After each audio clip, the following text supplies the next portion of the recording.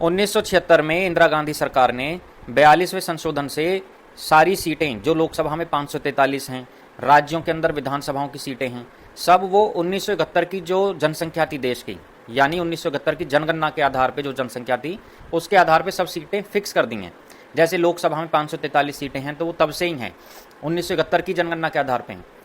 राज्यों के विधानसभाओं में जो सीटें हैं, राज्यों के अंदर लोकसभा की जो सीटें हैं, जैसे यूपी के अंदर 80 सीटें हैं, तो सब उसी जनगणना के आधार पे फिक्स हैं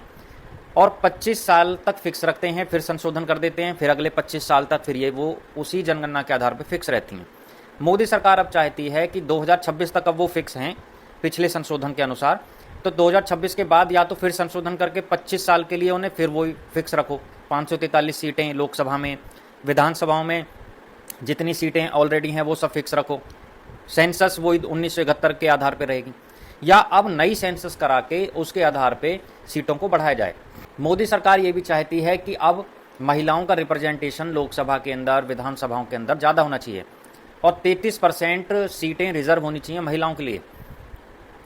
दूसरा, सेंसस जो लेटेस्ट अब होगी 2027 वाली, उसके आधार पे सीटें बढ़नी चाहिए, 543 की बजाय अब सीटें ज़्यादा होनी चाहिए, चाहे वो 700 बने, 800 बने। जो नई संसद बनी है उसकी कैपेसिटी 888 सीटों की है। तो ये बोला जाता है परिसीमन या डीलिमिटेशन,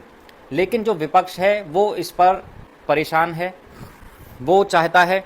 कि इस पर एक बार तो बात हो, दूसरा इसे अभी ना बढ़ाया जाए, कोशिश ये रहे कि अगले 25 सालों के लिए 543 सीटें ही रहें। और अगर महिलाओं को आरक्षण देना है 33% का, तो वो 2029 के इलेक्शन से तुरंत लागू किया जाए और 543 सीटों के अंदर ही लागू किया जाए, सीटों की संख्या अभी ना बढ़ाई जाए। क्योंकि जो साउथ के राज्य हैं वो सब भी ये कह रहे हैं कि हमारी जनसंख्या और भी कम नज़र आएगी नई सेंसस में जो नॉर्थ के राज्य हैं उनके मुकाबले, तो नॉर्थ के राज्यों की सीटें बहुत ज़्यादा बढ़ जाएंगी और हमारी सीटें उतनी नहीं बढ़ेंगी, तो हम तो और घाटे में चले जाएंगे। तो इस परिसीमन को, इस डीलिमिटेशन को अभी ना किया जाए, इसे अभी 25 सालों के लिए और टाल दिया जाए।